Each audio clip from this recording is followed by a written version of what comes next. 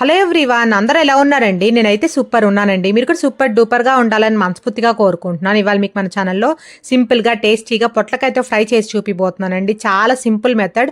ఎప్పుడైనా పొట్లకాయ తెచ్చుకున్నప్పుడు ఇలా నేను చూపించినట్టు ఫ్రై చేసుకోండి. మీ ఇంట్లో వాళ్ళందరికీ ఖచ్చితంగా నచ్చుతుంది. పొట్లకాయ నచ్చని వాళ్ళకి కూడా ఇలా ఫ్రై చేసి పెడితే ఇష్టంగా తింటారండి.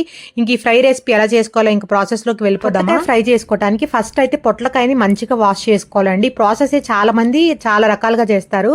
బట్ నాకు తెలిసిన ప్రాసెస్ అయితే నేను చూపిస్తున్నానండి. పైన పొట్లకాయకి ఇట్లా వైట్ లేయర్ లాగా ఉంటుంది కదా, ఆ లేయర్ని స్పూన్తో అయినా పీల్ చేసేసుకోవచ్చు. బట్ మా అమ్మ ఎలా చేస్తుందంటే కొంచెం పసుపు కొంచెం ఉప్పు వేసేసుకొని పైన దాన్ని అంతా పులుముతుందండి. అంటే మొత్తం ఇలా రాసినట్టు అప్లై చేస్తుంది.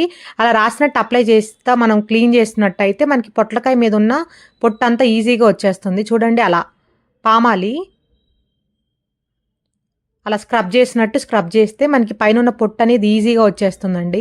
అదే స్పూన్తో మీరు లాగారనుకోండి కొంచెం వాటర్ కంటెంట్ వచ్చినట్టు అలా అనిపిస్తుంది. ఇలా అయితే చాలా ఈజీగా ఉంటుందండి. నేనైతే వీడియో కోసమని ఇలా చూపిస్తున్నాను. మీరు కనుక అయితే షింక్ దగ్గర పెట్టేసుకొని ట్యాప్ వాటర్ దగ్గర ఇలా అయితే హ్యాండ్తో పసుపు ఉప్పు తీసేసుకొని డైరెక్ట్గా అయితే అలా క్లీన్ చేసేసుకొని ట్యాప్ వాటర్ కింద పెట్టేసేయండి, ఈజీగా ఉంటుంది. సో ఇప్పుడైతే అలా మొత్తం అయితే క్లీన్ చేసేసుకొని వాటర్తో అయితే మీకు చూపిస్తున్నాను. చూడండి, పైన ఉన్న వైట్ లేయర్ అంతా పోయింది. ఇదైతే చాలా ఈజీగా ఉంటుందండి. ఒకసారి ఇలా ప్రాసెస్ ట్రై చేయండి. ఇప్పుడైతే ఆ పొట్లకాయని వాష్ చేసుకున్న తర్వాత కట్ చేసుకోవడానికి ఈజీగా అయితే ఇలా హాఫ్ పోర్షన్స్కి అయితే చేసుకున్నానండి. చేసేసుకొని ఇప్పుడు కట్ చేసుకున్న తర్వాత లోపల వైట్ పార్ట్ ఉంటుందండి, సీడ్ అండ్ వైట్ పార్ట్ అనేది తీసేసేయాలి. అంటే కొత్తగా ఈ రెసిపీ ట్రై చేయాలనుకున్న వాళ్ళకి క్లియర్గా అర్థం అవ్వాలని చెప్తున్నానండి. ఎప్పుడు చేసే వాళ్ళకి అర్థమవుతుంది అనుకోండి. అలా లోపల సీడ్స్ ఉన్నాయి కదండి, అవన్నీ తీసేయాలి.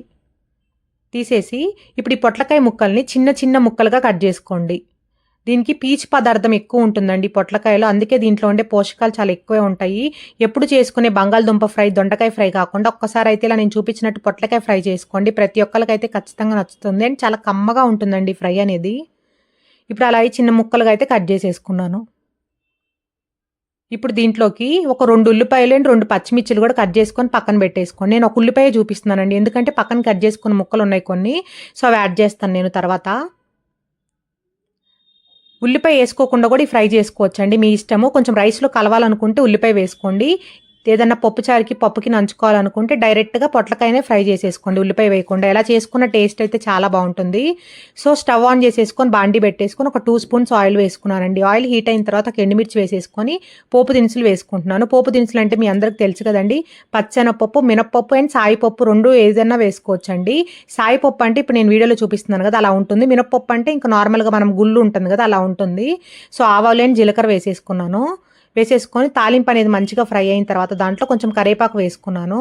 కరేపాకు కూడా అట్లా చిటపట్లాడిన తర్వాత దాంట్లో కట్ చేసి పెట్టుకుని ఉల్లిపాయ ముక్కలు అండ్ పచ్చిమిర్చి ముక్కలు అయితే వేసేసుకొని మీడియం ఫ్లేమ్ మీద ఉల్లిపాయ అనేది కొంచెం మగ్గితే సరిపోతుందండి, ఫ్రై అవసరం లేదు.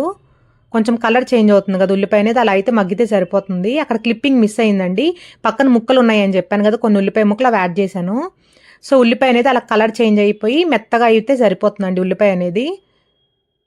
ఇప్పుడు దీంట్లో కట్ చేసి పెట్టుకున్న పొట్లకాయ ముక్కలు అయితే డైరెక్ట్గా వేసేసుకోవడమే అండి. పొట్లకాయ ముక్కలు వేసిన తర్వాత ఎమ్మటే మూత పెట్టేయకండి. కొంచెం పొట్లకాయని పచ్చి స్మెల్ పోయే వరకు ఒక 5 మినిట్స్ అన్న మూత పెట్టకుండా ఫ్రై చేసుకోండి. అలా అయితే పొట్లకాయ ముక్కలంతా వేసేస్తున్నాను. చూడండి పొట్లకాయలో ఉన్న నీటి శాతం ఎంత ఎక్కువ ఉందో.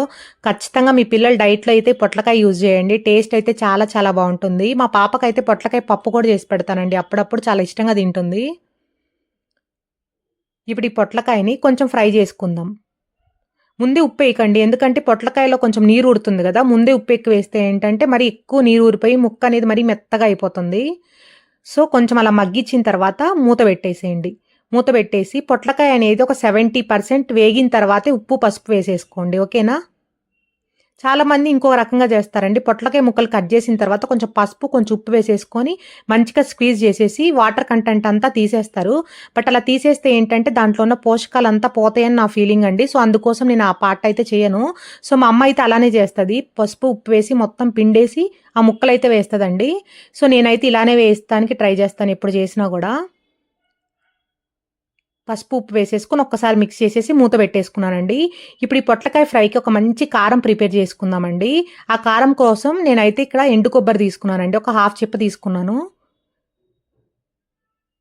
ఇప్పుడు ఒక మిక్సీ జార్ తీసేసుకొని చూపించిన ఎండు కొబ్బరి అయితే అలా చిన్న ముక్కలుగా కట్ చేసేసుకొని వెల్లుల్లి పెద్దపాయ మొత్తం వేసుకోండి. కొంచెం చిన్నులపాయ ఉంటేనే టేస్ట్ బాగుంటుంది పొట్లకాయ ఫ్రైకి. ఒక గుప్పెడేమో అక్కడ పుట్నాల పప్పు వేసుకున్నాను, చట్నీ పప్పు అంటారు కదా, హాఫ్ స్పూన్ ఏమో జీలకర్ర వేసుకున్నానండి. ఇప్పుడేమో ఒక 2 స్పూన్స్ కారం వేసేసుకోండి. వేసేసుకొని ఫైన్ పౌడర్ చేసుకోవాలండి. కచ్చా పచ్చగా కావాలనుకుంటే అలా అయినా చేసుకోవచ్చు, బట్ నేను ఫైన్ పౌడర్ చేసుకున్నాను. చేసేసుకొని ఇప్పుడు ఈ లోపు మధ్య మధ్యలో నేనైతే అప్పుడప్పుడు తిప్పుకుంటూ ఉన్నానండి, అంతే వదిలేకండి. నేనైతే అలా తిప్పుకునేది ఏమి మీకు చూపించలేదు. సో అలా మిక్సీ వేసుకుంటూ కూడా అప్పుడప్పుడు తిప్పుకున్నాను.